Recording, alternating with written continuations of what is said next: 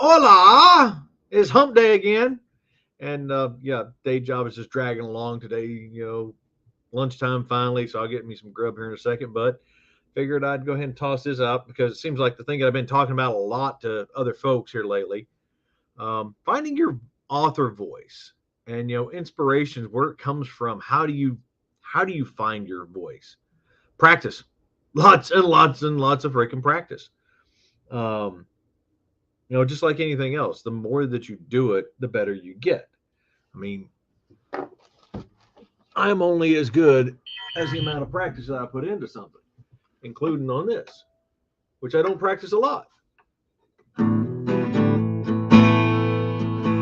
But I got enough that I can fiddle around with and just screw up for a little bit. But that's where I'm happy at with it. But same thing goes with writing.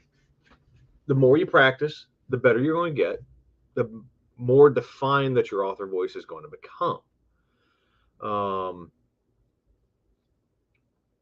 we got one fella in my author group, the Corner Scribblers, who still hasn't found his voice, and he keeps struggling with trying to find it.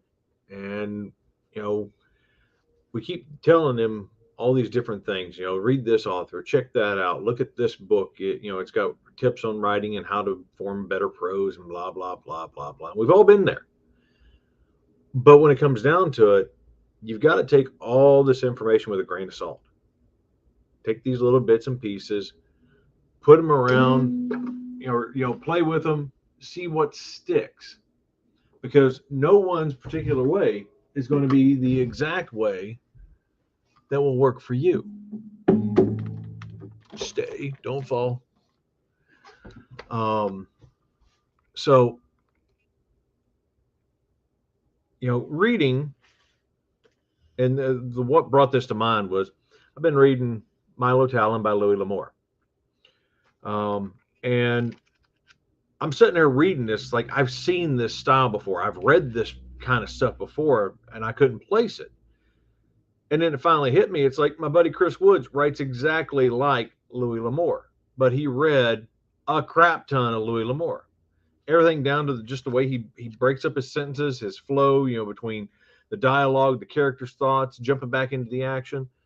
Um, he's basically emulating Louis L'Amour, and there's nothing wrong with that. I mean, that can be a good thing or a bad thing, and depends on how you want to look at it. I mean, um, emulating another author potentially gets you their readers, but at the same time, they'll be like, "Oh, wait, no, you're not that person. We don't want you." So there's pluses and minuses. Now he's got his own little flair that he adds to it, so that does change it up a little bit. But there's really nothing wrong with emulating another author's style because there's only so many styles to go around. We're all going to be copying after everybody else at some point. Um, but when you're reading, looking at it, for the sentence structures, for the way the dialogue flows, the way that it goes from prose to dialogue to action, and taking that into account when you're writing your own stuff. One of my biggest influences, anything that Howard had written. This is actually the first Conan novel I got a hold of, and I have not let go of this thing in, God, years and years and years and years. Um, but this was my first real introduction into fantasy, and the way that Howard wrote his scenes, the descriptions that just flowed.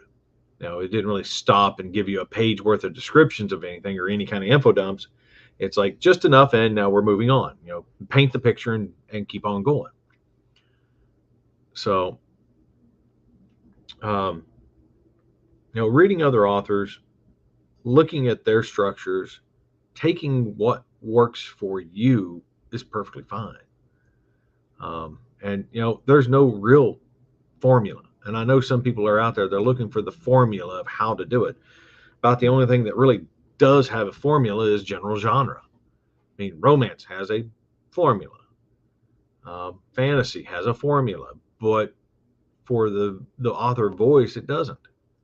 Everybody's got their different twists, their different flavors. I can read Kevin J. Anderson, I can read James Artemis Owen, I can read Dave Butler, and they're all going to have their own flavor, and they're influenced by what they were reading back in the day. Um, hell, like what was it? I was reading something the other day that what was it? It was Asimov was influenced by Robert Louis Stevenson, or one of them. But even reading way back stuff, you can pick up some influence on the way that they were putting the information down and relaying it out of their heads to the reader. Totally different style at that point.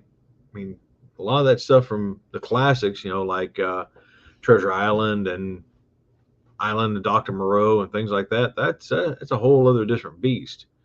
But you can still learn something from it. You can, even as hard as it is to read sometimes Hemingway, you can learn something from it. So don't give up.